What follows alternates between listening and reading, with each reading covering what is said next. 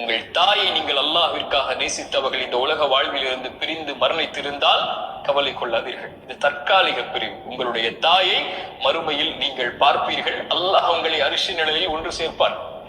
உங்கள் கணவனை நீங்கள் பிரிந்திருந்தால், பிள்ளையை பிரிந்திருந்தால், உங்கள் மனைவியை பிரிந்திருந்தால், உங்கள் சகோதரனை, நண்பனை, தோழர்களை, அல்லாஹ்விற்காக நேசித்த யாரை நீங்கள் பிரிந்திருந்தாலும் கவலை கொள்ளாதீர்கள். இது பிரிவு, தற்காலிக பிரிவு. அல்லாஹ்விற்காக நேசித்தவர்களை அல்லாஹ் நாளை வறுமையில் ஒன்று சேர்ப்பான். ரசூலுல்லாஹி ஸல்லல்லாஹு அலைஹி வஸல்லம் சொன்னார்கள், ஒரு மனிதன் அல்லாஹ்விற்காக ஒரு நோயாளியை நலம் விசாரிக்க செல்கிறான்.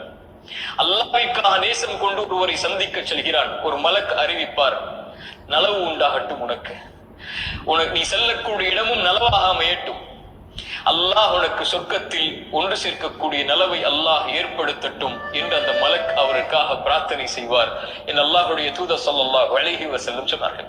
அல்லாஹுடைய தூதர் அதனால் தான் சொன்னார்கள், ஒருவரை நீங்கள் நேசித்தால் அறிவித்து விடுங்கள் அவருக்கு, நான் உன்னை அல்லாஹ்விற்காக நேசிக்கிறேன், இன்னி உஹிப்புக ஃபில்லாஹ்,